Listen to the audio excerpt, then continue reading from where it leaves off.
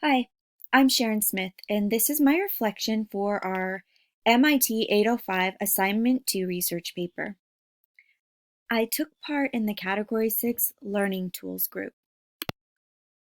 So, my research question and focus was, how can I use Google Sites to incorporate more engaging online tools in the classroom without overwhelming my students? I hate having students switch from one program to another.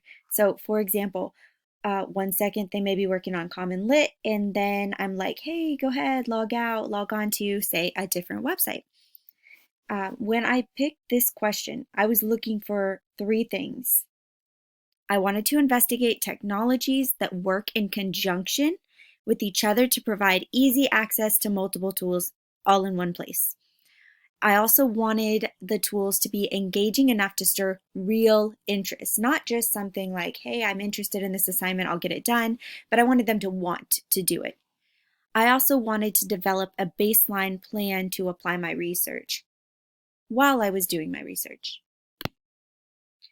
Okay, so during my research, I investigated 6 resources. I picked Google Sites as a main area of interest because I've seen other people use sites to build teaching tools that weren't just websites. I wanted to learn how to use Google Sites more efficiently in different ways. So my research led me to learn more about what hypersites could do. Before this, I actually did not know what a web quest was, even though I had heard the term before. Google Sites has the capacity to work with hypersites like web quests, videos, docs, forms, and other resources, and it's compatible with Google Tools and other programs. So I felt like it was pretty ideal for what I was trying to do. I've also become more fascinated with learning how to develop digital escape rooms. With online learning on the rise, keeping students engaged is going to become even more vital. But there are so many ways to create these rooms. I just really wanted to do some major investigating in this area. In an escape room, all tools are housed in one area, lesson or room. So basically, if I'm doing an escape room, I know all of my materials are going to be there in that escape room for students to use. And I feel like that's that compatibility issue, and then also housing everything in one area that I was looking for. This is why I thought Google Sites would be great. Kids can do both, meet standards and have fun. Okay, so at first I had no idea how to organize my hypersites and other learning tools to create a game or escape room in Google Sites. But then I found Google Drawings. Okay, first time, never seen it before. Users can simply post an image and add links in different areas of the image. Students would click on the different links or linked areas of the image and be taken to a hypersite, which could be a web quest, new image, or other website.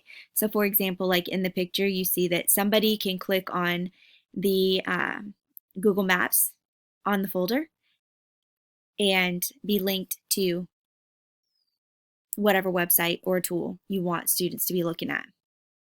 Okay, so my big takeaways and what I really got from all of this research and this reflection. I have learned how to use Google Sites to incorporate more engaging online tools in the classroom. I can incorporate tools like Hypersites, website or web quests, Google Drawings, and they're all compatible with Google Sites. I can put them all in one place to avoid overwhelming my students. These tools can exist in one place, and students can link directly to them from one Google Site window. This helps me avoid overwhelming my students. I can even set this window up to work like an escape room to add to the enjoyment factor.